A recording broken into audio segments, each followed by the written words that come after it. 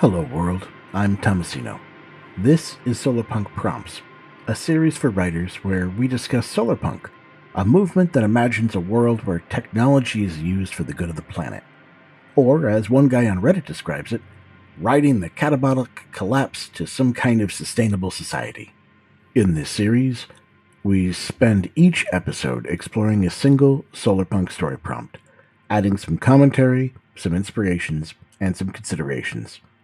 Most importantly, we consider how that story might help us to better envision a sustainable civilization.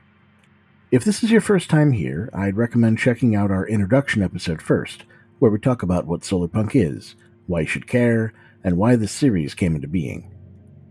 Today's prompt is The Beekeepers.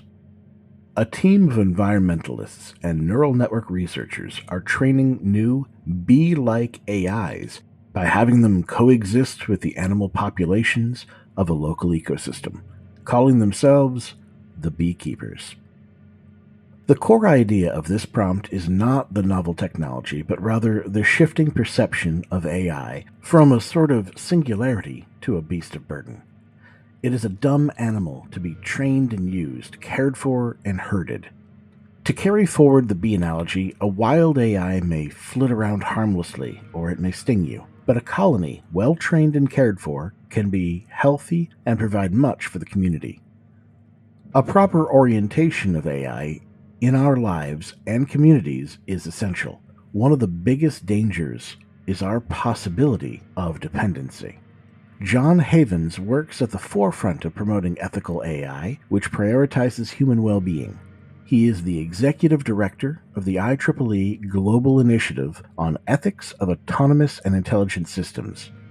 He states, quote, "The biggest risk of AI that anyone faces is the loss of ability to think for yourself. We're already seeing people are forgetting how to read maps. They're forgetting other skills. If we've lost the ability to be introspective, we've lost human agency, and we're spinning around in circles." There are other deep psychological questions as well. Our relationships with these systems can change our perceptions of ourselves. In his article, The March of the Robot Dogs, published in Ethics and Information Technology, Robert Sparrow states, to truly benefit from relationships with artificial intelligences, a person would have to, quote, systematically delude themselves regarding the real nature of their relation with that AI.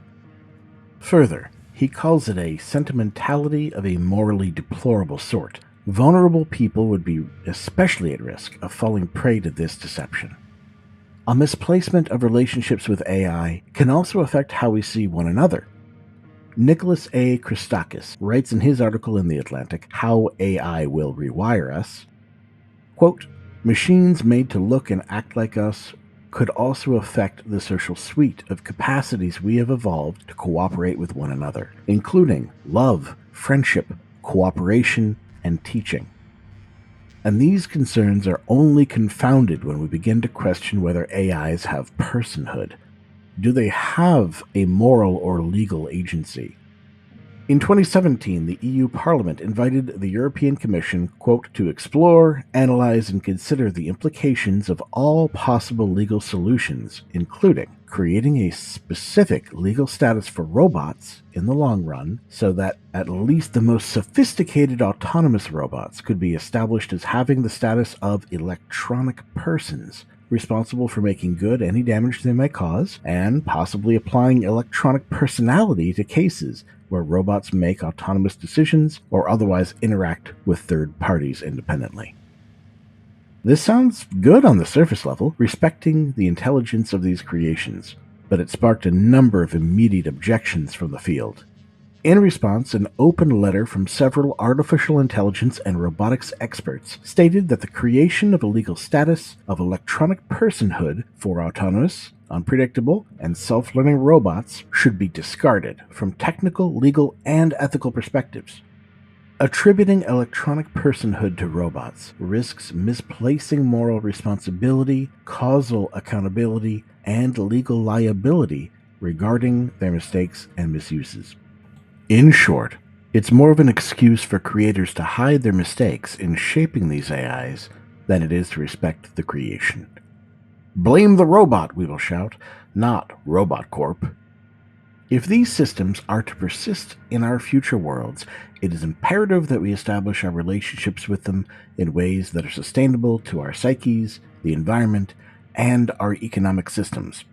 Leveraging AIs as beasts of burden, then, helps to think of one aspect of that relationship in a healthier way. Your story may also serve as a playground to address the other issues like job losses, environmental damage, energy use, and so on. But for this prompt, we're mostly focusing on the human relationships. We are explicit about the role of AI bees by placing them in context with other animals. They are trained to socialize with those creatures, whether they be domesticated farm animals or local wild habitats. The bees are not friends who make us tea in our homes. They are animals learning to coexist in harmony with their environment. As beekeepers, the human role is to shape that learning through training. Now, what shapes might that take? One idea is that these AI bees are the first step in what's called polymorphic neural networks. You can think of that as halfway training them, not to a specific job, but to jobs in general. Recent studies in invertebrate neurobiology are providing new insights into the ways neurons are organized into functional networks to generate behavior. They are sort of building blocks of intelligence in a general sense. One could consider that these bees are being socialized in this half-trained state. In a way, they're being farmed into half-products that could later be sold or shared with other groups and communities. If that feels a little too fine a distinction, or you're excited to write about AIs in a collective, there's the idea of hive intelligence to consider, where one bee may be little more than a collection of sensors and basic processing, then the hive may accomplish more complex tasks. A point of consideration here would be to really nail down why a hive makes more sense than a single entity. The distinction should be important to the action, otherwise it's simply descriptive coloring. One possible perspective is that the bees have a role in the environment. They monitor their ecosystem by living in it, acting as caretakers. Perhaps they watch out for pollution or poachers. Perhaps they augment and encourage pollination. Each bee, on its own, has individual tasks, while the collective as a whole oversees and shapes the environment. The beekeeper's role in training these bees is as stewards to the stewards. They must learn the ways to help and coexist through trial and error, testing, and verification. The beekeepers become something between a teacher and an artist then. The ecosystem and its connection to the bees and beekeepers is an essential part of the story. A lovely setting for this prompt might be within a forest or park. Do the bees draw their power from that setting? Is there geothermal energy, or are they solar machines working by daylight? How do the humans interact with the environment? Is this a place where the community spends a lot of time? A respite from the city? An ecological preserve, perhaps? In addition to the scientists and teachers of the bees, who else spends time here? What sort of relationship do the characters have with the place itself? Is this a place of spiritual power or an agricultural center? In my own imagination, I've created a spiritually active community, perhaps with roots in an indigenous culture from the global south. They maintain a large forest near their settlement and encourage the biodiversity and natural habitats there with the support of their AI bee network.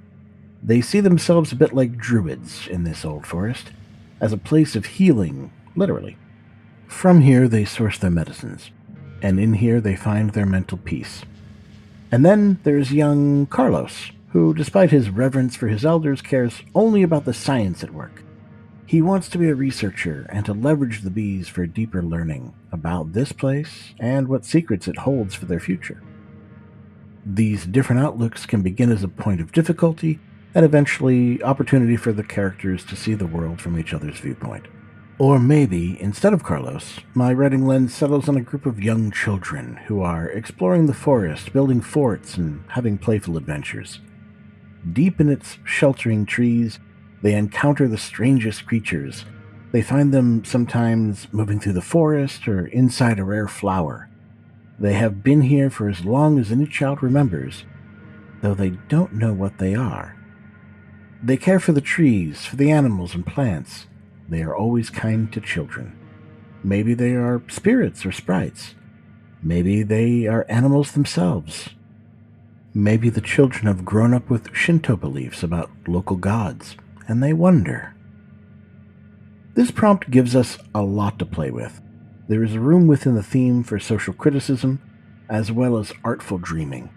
So many little elements are there for you, they just need to be taught to work together and set in the right direction, like a single hive. Until next time, I'm Tomasino. I hope you'll join me for the next Solarpunk prompt. Music in this recording is Biofield from Global Patterns compilation, Solarpunk, A Brighter Perspective.